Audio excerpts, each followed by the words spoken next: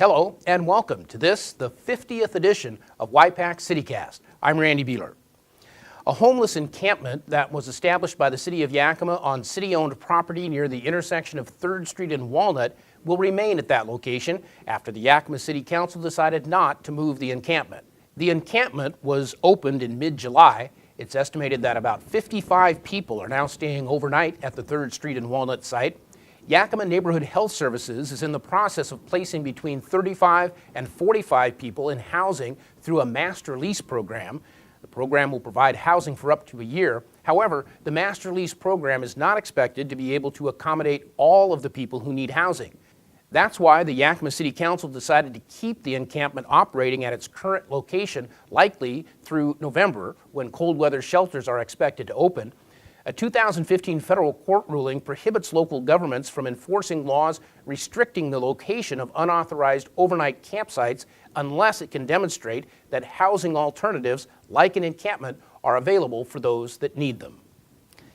The Yakima City Council is continuing to encourage community members who are interested in serving on 2 newly created exploratory committees to submit an application and a resume to the city clerk's office. In June, the Council's Neighborhood and Community Building Committee made a recommendation to the full Council to establish an Ethics and Equal Rights Exploratory Committee and a Community Integration Exploratory Committee. The full Council agreed, and since late June, the process of soliciting applications has been underway and is likely to continue through early September. Both exploratory committees will have 7 members who will serve 1-year terms. Members must reside within the Yakima City limits. The exploratory committees are tasked with reviewing and evaluating what issues are occurring in Yakima that would fall under such a committee, as well as what other jurisdictions in Washington State and elsewhere are doing to address ethics, equal rights, and community integration. A long-awaited public art installation is about to come to fruition, and the Southeast Community Center has been renamed for a former Yakima City Council member and mayor. With those stories, here's CityCast's Ken Crockett. Thank you, Randy. More public art is coming to Yakima. The long-awaited Bins of Light art project is about to become reality. In the works since 2008, the finished display will rest atop the Lincoln Avenue Railroad underpass and will feature lighted glass and steel panels made to resemble stacked apple bins. An Ellensburg, Washington firm was the low bidder for the installation work, which also includes construction of an elevated pedestrian sidewalk. The display will become one of the largest art projects in the city of Yakima and should be completed by this fall. The Yakima Arts Commission is planning a celebration to mark the occasion. Funding for the work came from money that was left over from the construction of the Lincoln Avenue and the Martin Luther King Jr. Boulevard underpasses. The Southeast Yakima Community Center is about to become the Henry Beauchamp Community Center in honor of the longtime City Council member and community advocate for the less fortunate. Beauchamp served 24 years on the Yakima City Council and was elected mayor in 1986. Beauchamp died in 2013 at the age of 79. An event to commemorate the name change will take place at the Community Center on November 9th, which would have been Beauchamp's 83rd birthday. The Yakima City Council, in approving the name change, also allocated $1,000 for commemoration activities. Back to you, Randy. Thank you, Ken.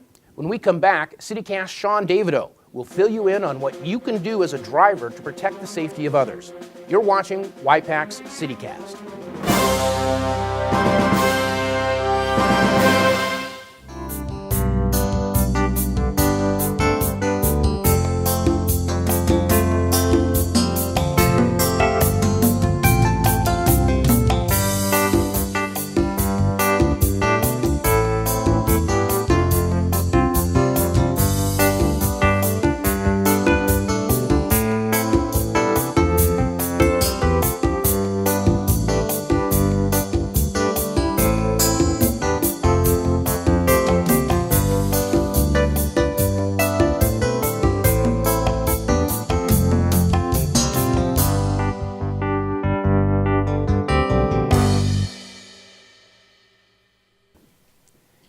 Drivers not only have the responsibility to protect their own safety and that of any passengers who may be riding with them, but also must be on the lookout for other people.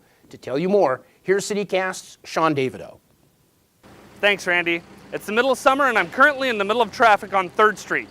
I'm out here to talk about construction zone safety and find out just what it's like to have someone drive through your work zone at 30+ miles an hour. And believe me, this is not my idea of a quiet day at the office.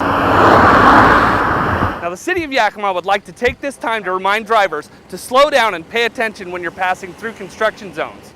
The speed limit is 20 miles per hour in all construction zones in the City of Yakima, and fines double for those caught speeding or driving recklessly through these zones. Now, city road crews are watching, and they say sometimes drivers just aren't paying attention when they drive through these zones. Street crews report seeing people driving through on their cell phones, texting, drinking coffee, even reading books or fixing their makeup. Everything but watching the road. So, as you drive through the construction zones in the City of Yakima, remember that this is a work zone and these people are here to improve the roadways for all of us. These workers are someone's sisters, brothers, kids, parents, and in a small community like Yakima, they may even be someone you know, and it only takes a second for a tragedy to happen.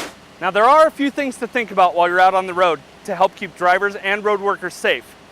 First, and most importantly, pay attention. Plain and simple, keep your eyes on the road, especially around construction zones.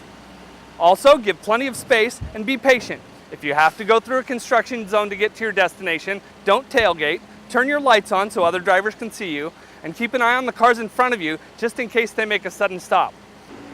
Always follow directions on signs and from flaggers pointing you where to go. Navigating through construction areas can be confusing, and the signs and flaggers are there to help you. Also, if you can avoid a work zone, do it.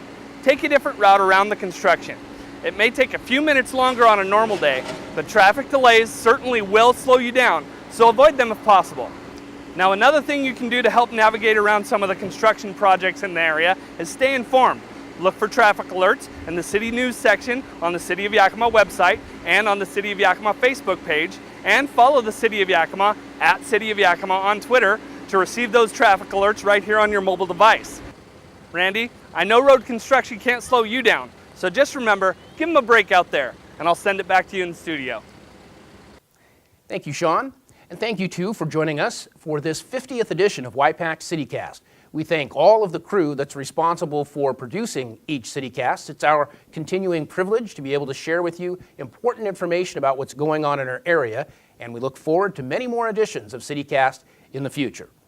The City of Yakima provides multiple platforms you could access to find out what is going on with the City Council, city programs, city services, and much more. The City of Yakima website at yakimawa.gov includes information about every division and department in the city, as well as activities calendars, council meeting agendas, and videos of city meetings. The city's Facebook page links you to news releases, newsletters, and other important announcements from the City of Yakima. And the City of Yakima Twitter feed makes it easy for you to stay up to date with what's happening in our community, no matter where you may be. Visit the City of Yakima website, find us on Facebook, or follow the city on Twitter. We'll see you on the next edition of Y-PAC CityCast. I'm Randy Beehler. Take care.